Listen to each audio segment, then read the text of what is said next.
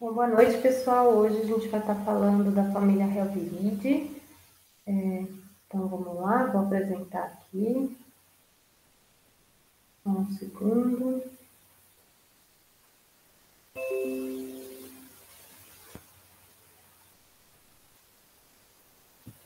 Bom, essa família, então, ela tem embrião não envelopado, icosaédrico ou esférico e de um tamanho de 60 a 80 nanômetros.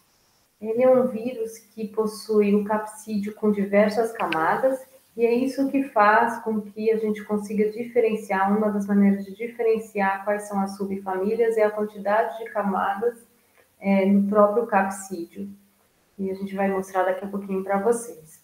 O genoma que a gente tem é um genoma de RNA fita dupla segmentado, que é o que a gente chama de dsRNA. Os hospedeiros são diversos, entre vertebrados, invertebrados, e aqui eu coloco como destaque, inclusive, as plantas. De uma maneira geral, os Helviridae, eles têm tropismo por células tanto do sistema respiratório como células do sistema gastrointestinal, né? E são diversas os gêneros, então 15 gêneros, 97 espécies, que hoje é descrito. E uma outra coisa que eu acho que é importante falar para vocês é com relação aos hospedeiros, a gente tem ainda a transmissão do vírus da língua azul, desse gênero orbivírus, por insetos, que são os culicoides.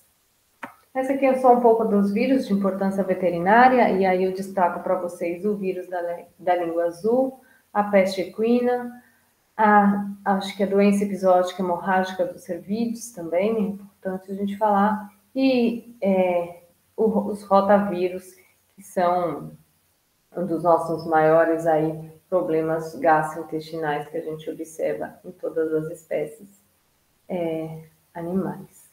Então, essa aqui é a estrutura física que eu contei para vocês. Então, vocês podem ver, conforme o gênero, a gente vai ter uma variação aí do capsídeo. E esse capsídeo, ele tem essa variação por conta das proteínas que a gente tem do capsídeo, que pode surgir, fazer com que tenha várias camadinhas. Aqui a gente tem um exemplo para vocês. Então, vocês conseguem observar tanto uma camada externa como uma camada interna do capsídeo. E o genoma, então, ele varia bastante, né, o DNA desses animais, desses vírus. Então, a gente pode observar, às vezes, até 11 fragmentos de RNA de fita dupla, no caso da família Helviridae. Bom, quais são as similaridades que a gente observa entre as subfamílias? Primeiro que a gente tem a transcriptase, que está presente nos vírus. Lembrando que a transcriptase é a responsável por transformar, então, de RNA para DNA. A replicação, ela independe do mecanismo de replicação das células, no núcleo das células. Então, toda a replicação, ela acontece no citoplasma da célula hospedeira. Isso faz com que a gente tenha dentro do citoplasma uma área que a gente vai chamar de viroplasma, onde a gente vai ter vários vírions quase formados, e essa área de viroplasma, essa quantidade presente de vírion ali, ainda imaturo, faz com que facilite o diagnóstico, porque a gente vai ter os corpúsculos de inclusão. E cada genoma que vocês observaram ali, dentre as famílias, dentre as subfamílias, vai codificar ao menos uma proteína viral.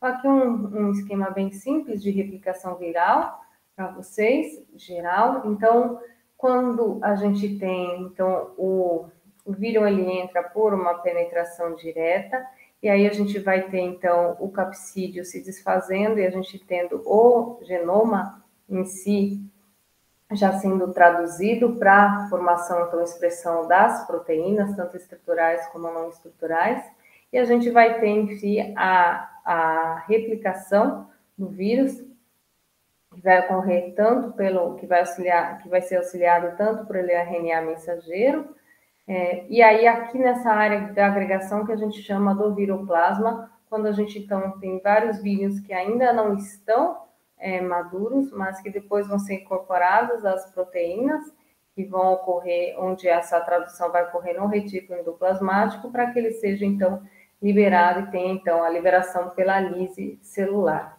tá? Outra coisa que é importante também lembrar é que os virions da reovirida, eles têm o RNA mensageiro capaz, então, de já realizar de imediato a replicação.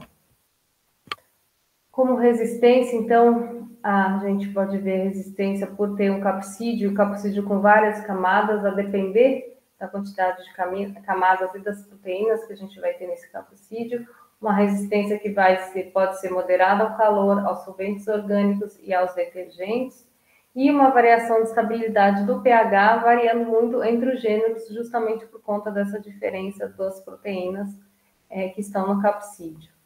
É muito sensível à luz ultravioleta, isso é muito bom nos casos onde a gente precise de vazio sanitário, como, por exemplo, para os rotavírus. As vias de transmissão vão variar muito de acordo com o gênero, como eu já falei antes para vocês, eles vão infectar desde vertebrados até invertebrados e plantas também.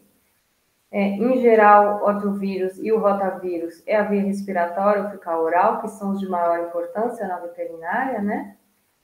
E a gente vai ter os orbivírus, que também são importantes, que são os vírus da língua azul, onde a gente tem a dependência, então, de vetores, mosquitos e carrapatos. E aí a gente vai ter a transmissão tanto via contato como fecal oral.